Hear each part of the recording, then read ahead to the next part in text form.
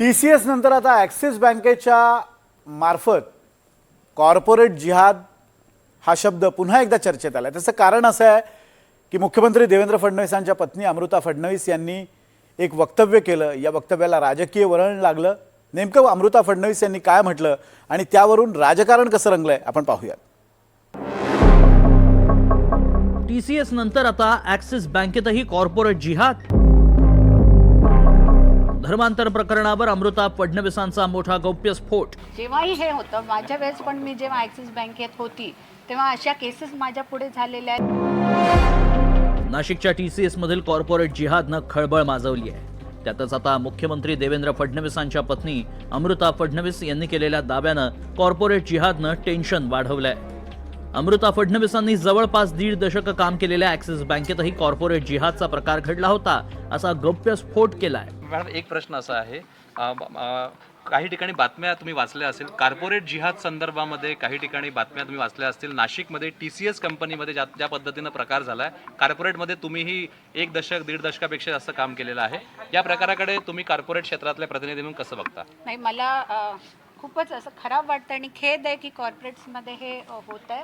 आणि काही प्रमाणात जेव्हाही हे होतं माझ्या वेळेस पण मी जेव्हा ॲक्सिस बँकेत होती तेव्हा अशा केसेस माझ्या पुढे झालेल्या आहेत आणि विसिल ब्लोईंग होऊन त्या मुलांना प्रॉपर त्याच्या अगेन्स्ट लीगल ॲक्शन झालेली आहे, कॉर्पोरेट ॲक्शन झालेली आहे। तर मला वाटतं असं काही झालं तर ते झाल्या आपल्याला विसिल ब्लोईंग करणं जरुरी आहे, समाजाला हे सांगणं जरुरी आहे, आपल्या सिनियर्सना सांगणं जरुरी आहे। त्याच्यानीच हे बंद होणार पुढे जाऊन। हे नेमकं झालं होतं, तुम्ही ॲक्सिस बँकेत होता, काही अनुभव तुम्ही सांगू शकाल? नाही, अनुभव म्हणजे तेच थोडं स्त्रियांना आपल्या पोझिशनचा इफेक्ट करून कधी असं झालेले आहेत केसेस मला माहीत आहेत की झाले होते आणि ते रिपोर्ट झाले होते कॉम्पिटंट कमिटीला आणि त्यांनी बरोबर ॲक्शन घेतली।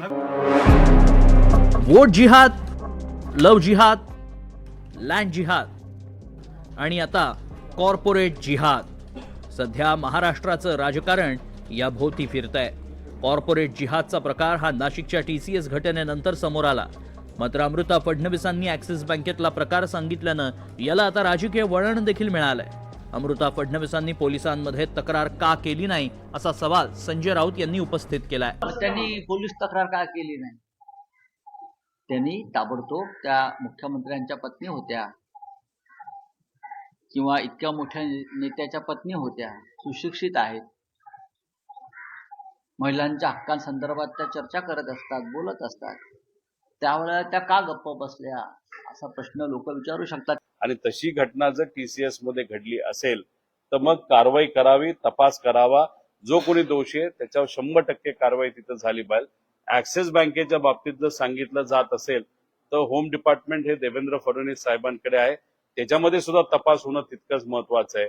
कारण का जे काय ॲलिगेशन आहेत ते ॲलिगेशन डेंजरस ॲलिगेशन आहे। त्यामुळे महिलेवर अत्याचार होताना जात पात धर्म न बघता त्या महिलेच्या पाठीमागे ज्याच्यावर अत्याचार, त्या ठिकाणी लैंगिक शोषण असू द्या नाही तर वेगळं काही अत्याचार असेल तर त्या महिलेच्या पाठीमागे उभं राहणं हे फार महत्वाचं आहे। अमृताजी फडणवीस यांनी ॲक्सिस बँकेमध्ये धर्मांतराचा प्रकार झाला होता असं सांगितलं नाही, तर सेक्शुअल हॅरेसमेंटचं प्रकरण झालं होतं आणि या प्रकरणामध्ये रीतसर चौकशी केल्याचं देखील सांगितलं। संजय राऊत, सेक्शुअल हॅरेसमेंट बद्दल जर का बोलायचं झालं तर पाटकर फाईल्समध्ये तुम्ही कशा पद्धतीने एका महिलेवर अन्याय करण्याचा प्रयत्न केला, कशा पद्धतीने एका महिलेला शिवीगाळ करण्याचा प्रयत्न केला, या पाटकर फाईल्समध्ये आणि त्या पाटकर फाईलच्या ऑडिओमध्ये महाराष्ट्राने ऐकलंय। वाढत्या कॉर्पोरेट जिहाद प्रकरणाची दखल मुख्यमंत्री देवेंद्र फडणवीसांनी देखील घेतली आहे। असे प्रकार रोखण्यासाठी योग्य उपाययोजना करणार तर कुणालाही सोडणार नाही असा इशाराच मुख्यमंत्र्यांनी दिलाय। आज इसके तार कहां तक जुड़े हैं ये कहना उचित नहीं होगा, क्योंकि जिस प्रकार से इसकी जांच चल रही है उस जांच के ऊपर कोई उसका परिणाम न हो, इसलिए अभी इन सब चीज़ों पर मैं नहीं कहूँगा। लेकिन हाँ, मुझे ऐसा लगता है कि केवल कॉर्पोरेट नहीं, तो अब हमको ये समझना पड़ेगा कि किस प्रकार से ये सारा जिहाद चल रहा है और उसके लिए हर क्षेत्र के लिए हम लोगों को काम करना पड़ेगा। अभी हमने जिस प्रकार से धर्मांतरण, गलत तरीके से जो धर्मांतरण होता है और जो लव जिहाद के तहत जो महिलाओं का शोषण होता है उस पर महाराष्ट्र ने अभी अभी कानून तैयार किया है। हम लैंड जिहाद की ओर भी अभी ध्यान दे रहे हैं। अब ये नई चीज जो कॉर्पोरेट जिहाद है, इस पर भी बहुत गंभीरता से हम विचार करेंगे। टीसीएस नंतर पुण्याच्या इन्फोसिस मधील छळाचेही प्रकार समोर आले होते। कर्मचाऱ्यांनी देखील असे प्रकार होत असल्याची कबुली दिली होती। कॉर्पोरेट जिहाद हा नवा प्रकार आता समोर आलाय। याला सोयीनुसार राजकीय रंग देखील दिला जातोय। मात्र असे प्रकार थांबवणं गरजेचं आहे आणि त्याला कायदेशीर दृष्ट्या आळा घातला पाहिजे। Bureau report, NDTV Marathi.